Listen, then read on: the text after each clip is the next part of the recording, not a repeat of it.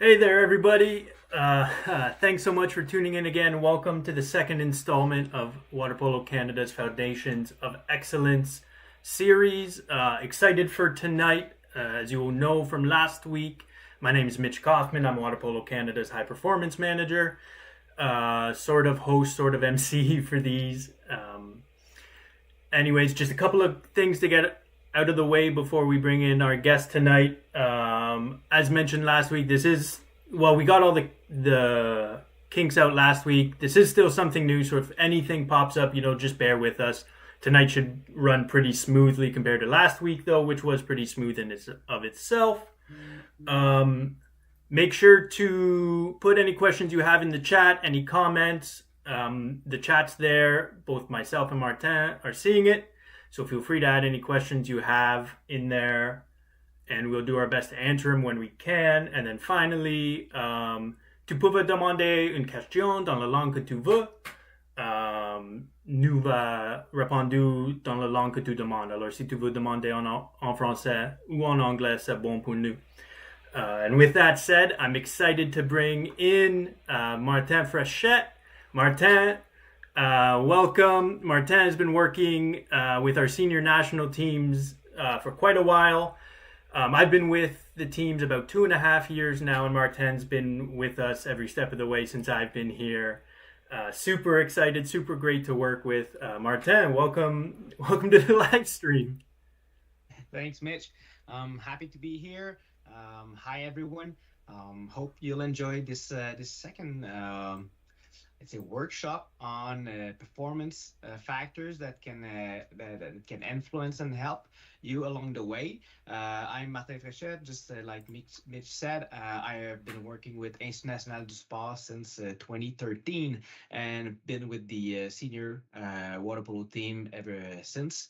I was at first in charge for the women's senior water polo team, and then when the boys came into Montreal after being in Calgary. I've jumped on the train and I took care of our men's senior team as well. At the INS Quebec, I also work with short track speed skating and cycling Canada. So my three sports are water polo, cycling, and short track speed skating. And as a side note, I also teach sports nutrition in kinesiology and in physical education at the Bishop's University and at University of Sherbrooke. And I'm completing a PhD degree. We're trying to develop some monitoring and assessment tool for athletes for everything nutrition at the INS Quebec. So I thought I could make it a PhD. Why not? So today we'll have like 30-ish minutes together. My goal is to help you and share some advice on like how can you organize your dietary habits, especially in the context of water polo, obviously. So the main topics I'd like to address is at first, like what are performance nutrition habits? You've certainly heard that nutrition is important. You need to eat your veggies, but I think there's a lot more to say. So what could be the expectation for athletes like you that are into the pathway to excellence?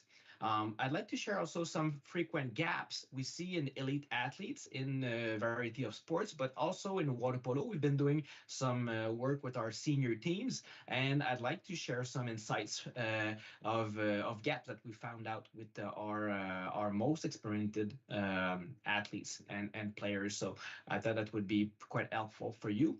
And obviously, we're here to discuss talk about solutions. So not only problems. So I'll complete, and most of the presentation today will be about best practices and solutions to help you improve your performance nutrition habits. Just as Mitch said, there's room for questions. So use the chat and we'll answer all of them at the end of my presentation today.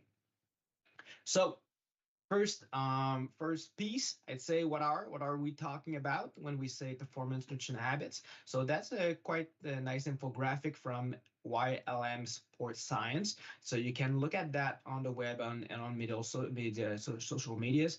That guy is like an international level physiologist and investigator and performance like different topics. And what he likes to do is to take like articles and scientific papers and create some nice little infographics based on the information. So that's a lot easier to digest than reading the actual paper. And if you have like some interest and additional questions, obviously you can get the real paper and go through the article.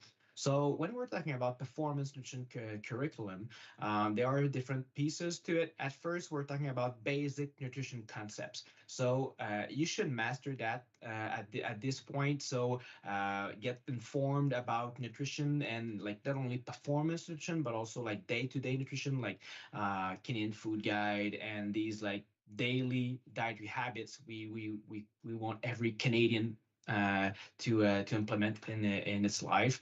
So eat regularly, hydrate, drink mostly water, go easy on alcohol, have a healthy body image. So that's good for everyone.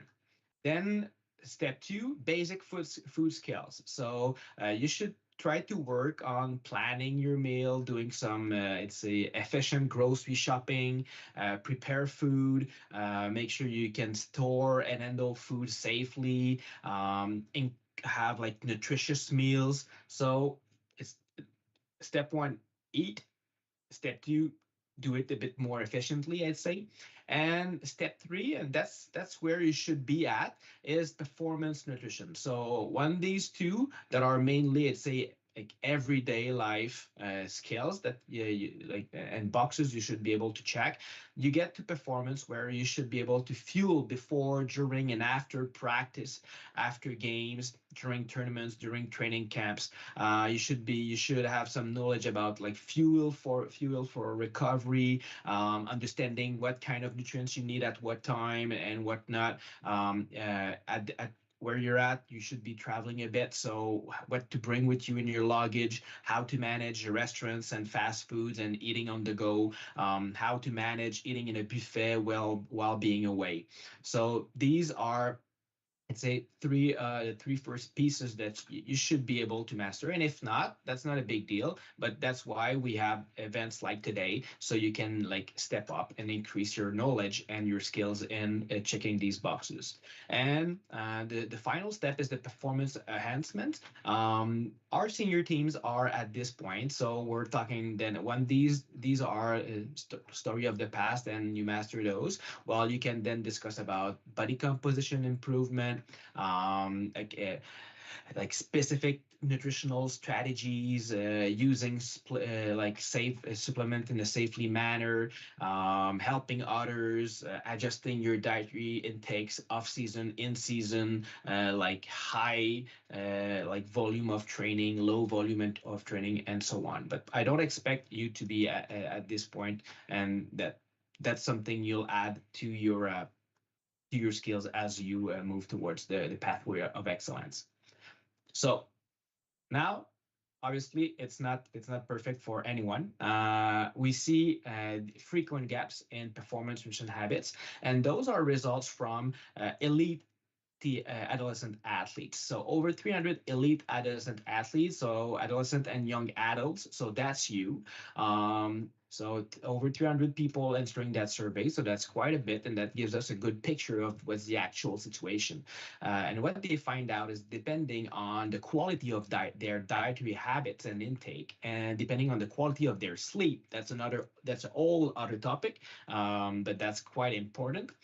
There was a strong link with those factors with the risk of injury. So if we get into nutrition, you see here that like a quarter, like 20% of the elite athletes were not having enough fruits, maybe 1/3 not enough veggies, and all like 40% not enough fish on a regular base. And that was representing a risk for injuries. And what that this study shows is that when you check these boxes and you have enough fruits, veggies, fish, and these main components of a healthy and optimal dietary habits, you can decrease by almost 2/3 your risk of an injury.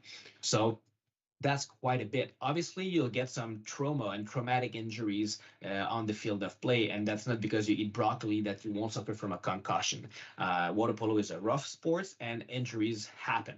However, there are some of those injuries that you can prevent, and that would save you like lots of time in training, and like that might prevent you from missing a competition. So that story about like do the basics right, that's important. We usually get like have a stronger interest in like sports supplements and very like specific and high-end strategies to improve performance, but we forget about the basics, and that's what has the most impact on your performance and also on injury prevention. Something we certainly want you to prevent is REDS. So I hope you already have heard about REDS. REDS is for relative energy deficiency in sports. So what we found out, and that's an infographic that we've done at the with the colleagues of the different Canadian Sports Institute, is that when in athletes we found out that like too many, according to us, fail to eat enough energy and key nutrients if you compare to their actual needs. Sometimes on purpose because they try to lose weight or to improve body composition, but also sometimes it's not on purpose. It's just because you're burning so much fuel because you're training so much and that you have a hard time having enough food and key nutrients just to match the energy expenditure. So at first, you'll see that there are many impacts on your health. So we have studies showing more injuries, falling sick, catching more colds and gastroenteritis and all the viruses, being sick all winter long, low iron, like being in the red situation will have impact on your mood, on your psychological, on your emotions, on your sex drive, on your bone health, on your digestive system. So that's important. Obviously, when we see negative impacts such as on your health, we worry about it and we want to prevent it. But we also know that in athletes, health is not always, let's say, the best segue to have an athlete change its habits. So that's why they did even more studies and try to find some links between the relative energy deficiency in sports and key factors of performance. And what they found out is that there are actual side effects on your performance. Athletes that are in the reds have are not as strong. So you see a decrease in their own strength. They have less energy store, so less energy to like get through the practice or the game. You see their VO2 decrease, less concentration, less focus. So like poor decision making at the end of the game. You also see less adaptation to the training because, as you know, you're trying to push the limits, adapt to these new limits, and then improve. But if you can't get the best of that training because you can't adapt, because your body is fighting because it doesn't have enough energy, well, you're slowing down your progression. So if the health, I'd say, side effects did not convince you to eat enough and eat more, hopefully these performance side effects will.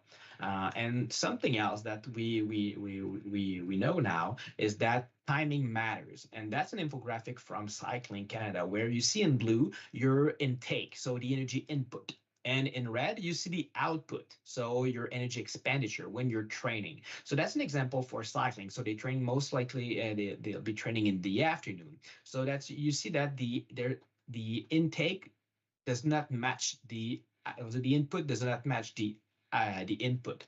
So they're burning lots of fuel in the afternoon and they're not eating that much fuel in the afternoon. So I know in water polo, especially with the senior team, you either train in the morning or in the evening. So you should have more fuel around those training sessions. So if in your group the situation is different and you train mostly in the morning or in the afternoon, just like they do at Cycling Canada, make sure that when you plan your snacks and your meals, you plan it accordingly to your training schedule. Okay, because if not, well, there'll be like some a long period of time throughout the day where you have too much energy and you don't need it, and too many nutrients, and other moments in the day where you're lacking energy. So you do need to match these moments between the input and the output. In water polo now, that's an exercise that we've done with our senior team, because as I've said, no one is perfect, and even when you're at the highest level, there's still room for improvement.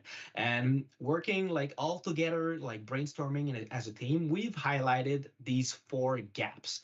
So I thought that these probably would be suitable for me to share these with you.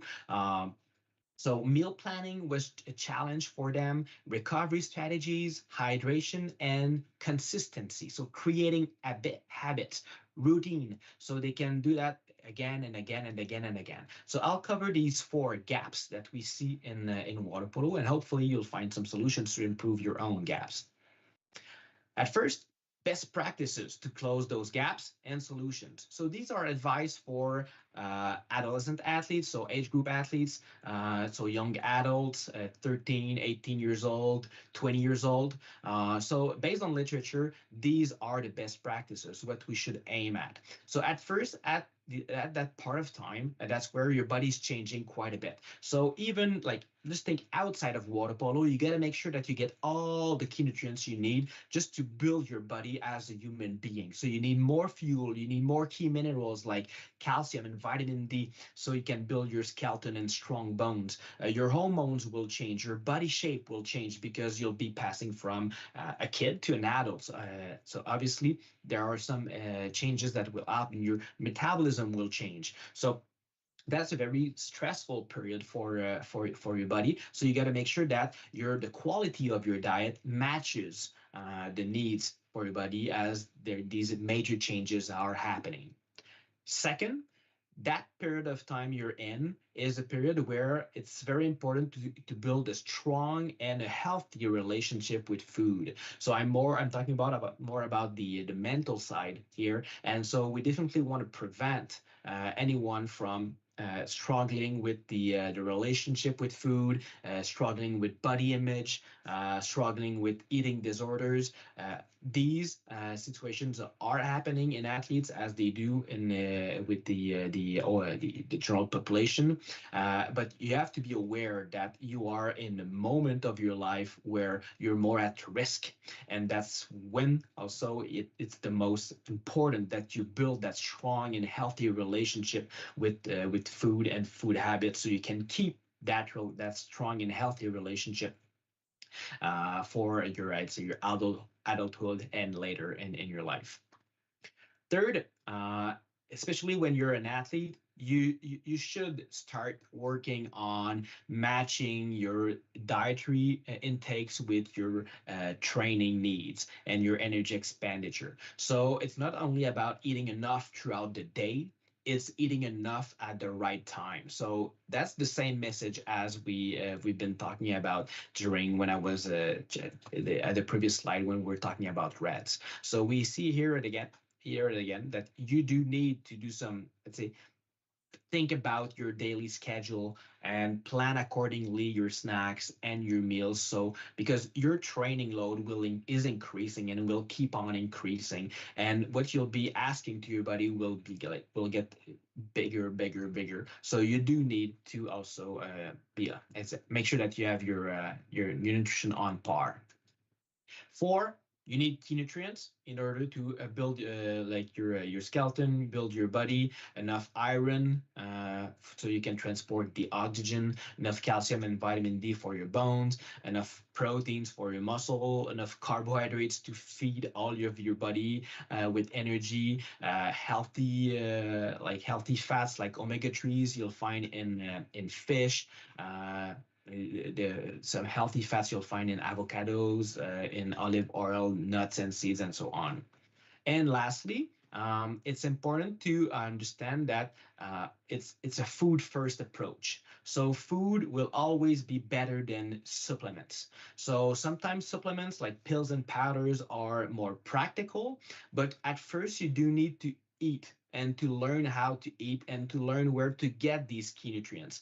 And you'll find everything you need and even more in food. So that's really a food first approach. And even though there's a lot of marketing and they're pretty good at it around supplements, just make sure that you master, like you improve your skills in the kitchen first before thinking of taking pills and supplements.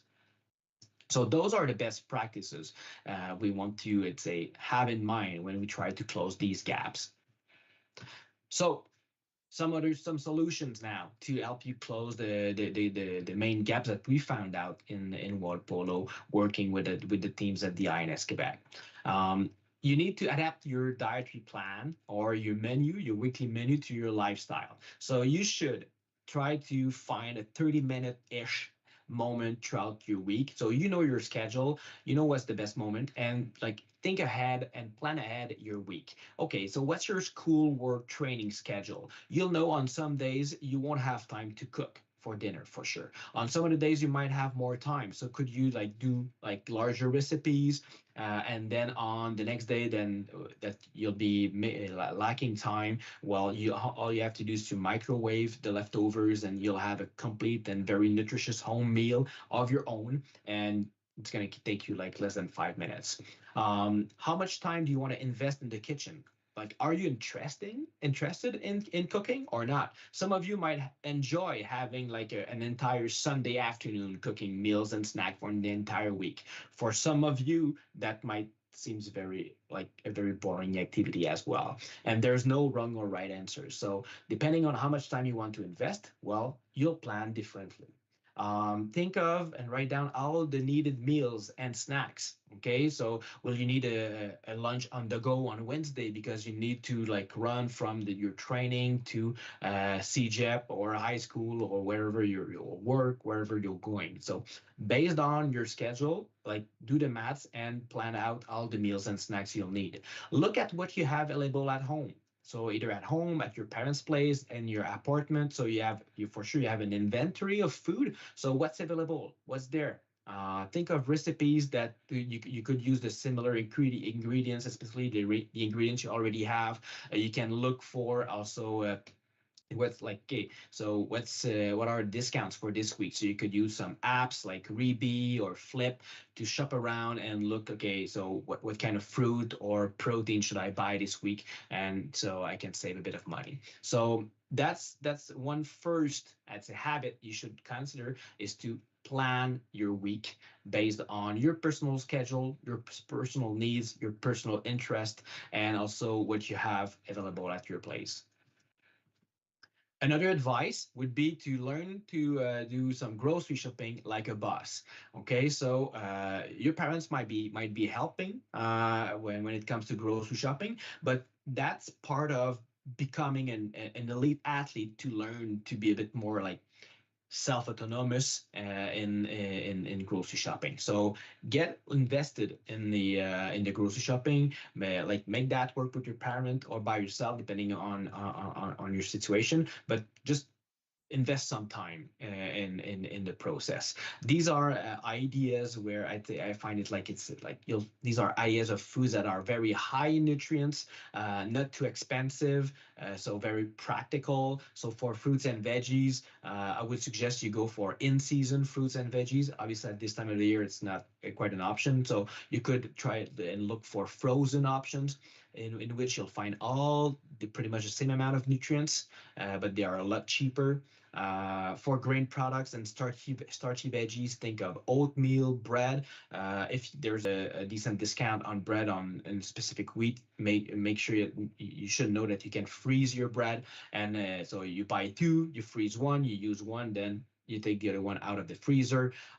You can use rice and different types of grains. For protein-rich foods, think of like frozen chicken breast, where when they are like cheaper, buy more. Just like do some individual packages and then freeze it. Fish is usually we have the impression that fish is more expensive. However, sometimes they're like the price is pretty good, so you could buy some and then freeze again in individual portions. You can also find some frozen fish fillet that you could use that are a lot cheaper than the fresh fish. Think of eggs, the highest quality of protein you can find.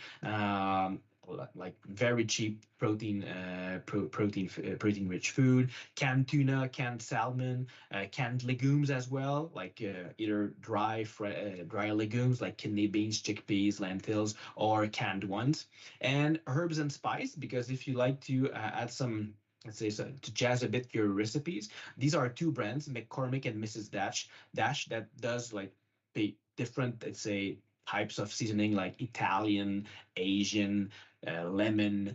So that gives a bit of oomph to your plate, and it's made of like fine herbs and spices, so pretty healthy. Something else I wanted to share with you is the rules of thumbs of Marion Nestle. Marion Nestle is a famous professor of nutrition in New York, and that's her top five on how should you choose a food at the grocery store. So first, avoid all food products that have more than 5 ingredients. So when you read the labels, if there are more than 5 ingredients, probably that there's a better option. So just look around and find better options. Avoid foods products that have ingredients that you can't pronounce. And that's another fun way of choosing your food. Avoid food products with artificial ingredients. Avoid food products with a cartoon on the package, because like, I don't know if you knew, but if you look at the food options, when there's a superhero or a cartoon on the package, usually it's not the best option. So that could be a way of like selecting your food options. And lastly, avoid food products with a health claim on the package, like low in fat, high in fiber, low in salt, no cholesterol. Usually when food companies need to advertise their products, they might have something to hide. However, I would say that this fifth one is a bit less true in Canada than in the US. Marion Nestle is from the US. So in Canada, we have different food companies that are pretty good at it, and you might find a health claim on a bag of apple. So that doesn't mean that the bag of apple is not a good choice. So that fifth one is not always applicable in Canada. I'll share my presentation with Mitch. So if you want to have these slides, you can simply write an email to Mitch and we'll share that with you. That's from University of Sherbrooke, and we've built some sort of a basic pantry for varsity athletes. So that's sort of a checklist if you want to have a bit of everything in your pantry. You could regroup everything based on usage, like snack items all together in your fridge or in your pantry or in your freezer. So if you're in an apartment and you wonder where to start, that could be a good start. So these are key items that if you have that in your pantry, well, also refrigerator and freezer, you'll be in a good situation to create a selection of meals. These are ideas of meals that you could create with these basic foods. So like grilled chicken, veggies, and rice. You jazz it up with some Mrs. Dash seasoning, crudité with eggs and bread. So an egg sandwich. You can add a red hot twist on it. If you like it a bit spicy, you could use mayo as well. Canned legumes, sorry, with veggies and rice. So you use the leftover of previous recipe. You add some oil and vinegar, and you've got a nice salad, and then like a tuna wrap with crudité. Okay, so these are example of basic meals that you could create with basic ingredients, like in a matter of minutes, but they are full meals. You'll get everything you need in that single meal. Remember that as an athlete, you try to aim for these athletes plates. So I know I like to show these plates to the teams I work with. So maybe you have seen those before. If that's the very first time you see me, you might have not seen those. So these are athletes plates that have been built by the US Olympic Committee. So they rarely, but sometimes they do good things. So like And that's something I like to share. So that's on an easy day. So when I was trying that, saying earlier today tonight that you might want to adapt your dietary intake to the actual training load or training schedule. So that's an example. So on easy training days, you could aim for that plate when you think of a meal. So half veggies, one third of lean proteins, and one quarter of grains. Most of the days, however, you should aim for that good old third plate. So one third veggies, one third lean proteins, and one third grains. So doing so, if you eat real food and you trust your appetite, you stop eating when you're not hungry anymore, you'll you'll get all the key nutrients you need. So you'll have enough proteins, yeah, you'll have enough carbohydrates, enough vitamin, minerals, fibers, and so on. So you don't have to like take your calculator out or MyFitnessPal or whatever app it is. Doing that third plate as a water polo player, you'll get everything you need. And in training camps or tournaments, you'll be hoping for a bit more carbohydrates because you need more fuel. So half of your plate should be made of grains, and then a bit less of proteins and a bit less of veggies. A bit less of proteins, not because they are not important, but it's mostly because you might not have enough time to digest those because proteins are longer to digest. And veggies are important. However, on heavy days, you need a lot of fuel, so grains are a bit more efficient for that. So on the next Tuesday, you may eat a bit more veggies, but on the game day, that you might be aiming a bit more towards like half quarter. So these are three examples of plates that you will probably want to aim at to say help you build your own meal.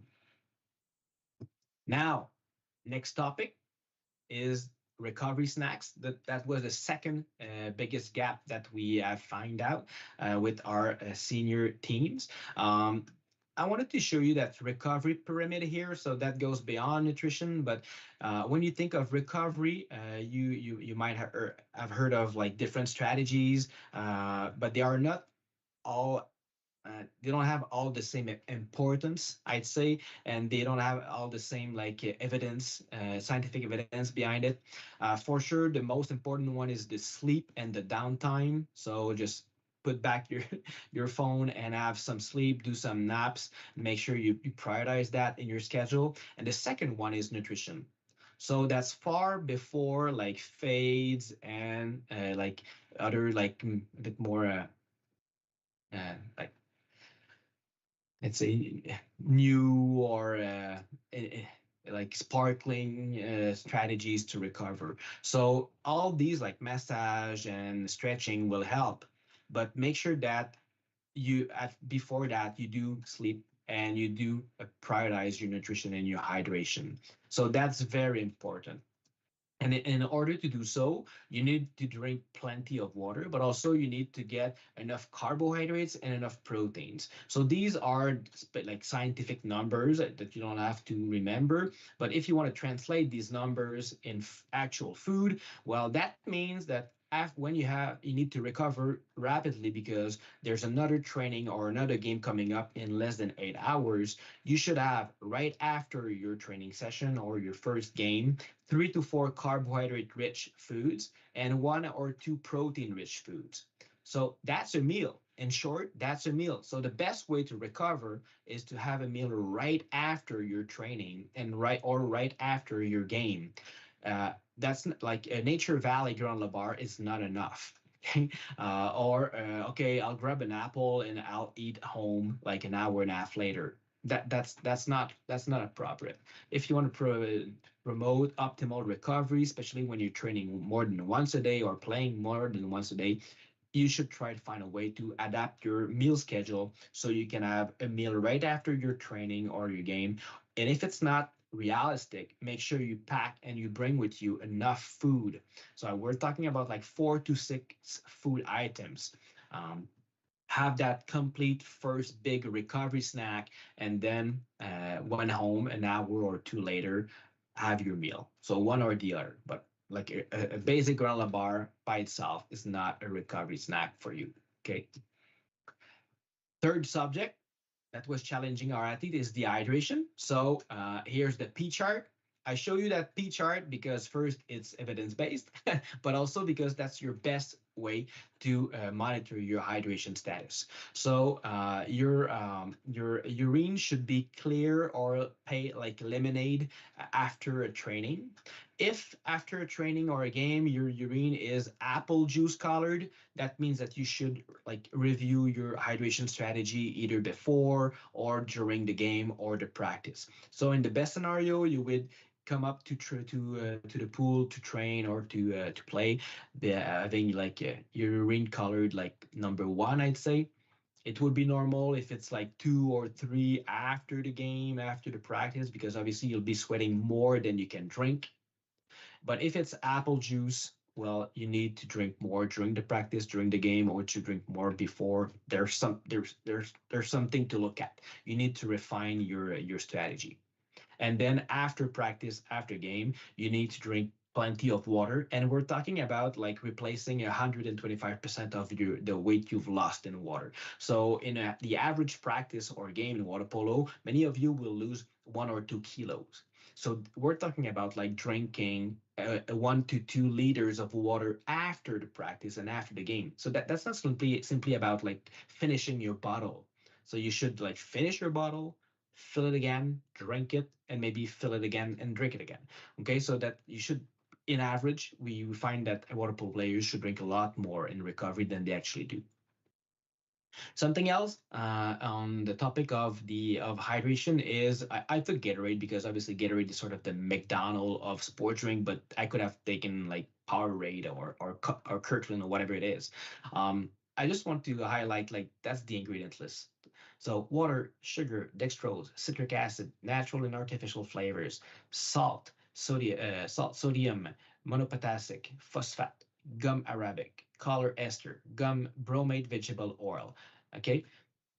Gatorade, Powerade, and these other sports drinks, like physiologically, it works. That's half of the sugar that you'll find in fruit juice, so it's easier to absorb, to digest. There's sodium, so it can replace what you'll be losing in your sweat. However, when you look at that ingredient list, you don't want to drink that 200 days a year. Okay, so in training camps, on game day, if it sits well in your stomach, it's practical, it's efficient, fine, no worries. But on the boring average Wednesday training, please find other solution. So either drink water and get your carbs with like actual food, or do your homemade sports drink, mixing fruit juice half and half with water, adding a pinch of salt, and you get your homemade like Gatorade with like 3 ingredients instead of 12. Okay, you could get also sport drinks with maple syrup. Some will do some with honey. So there are tons of sport drink recipes available on the social medias and on internet, so you can find out. And last but not least, consistency. Okay, so again, today may be a first step for some of you.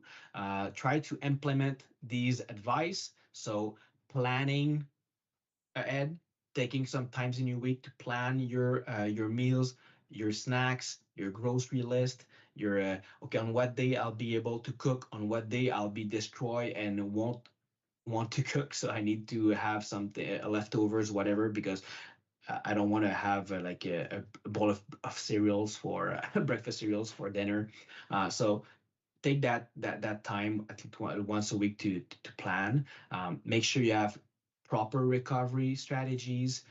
We're talking about a meal-ish or a snack as big as a meal in recovery. So play around with your meal and snack schedule. Make sure you pack enough food with you in your lunchbox.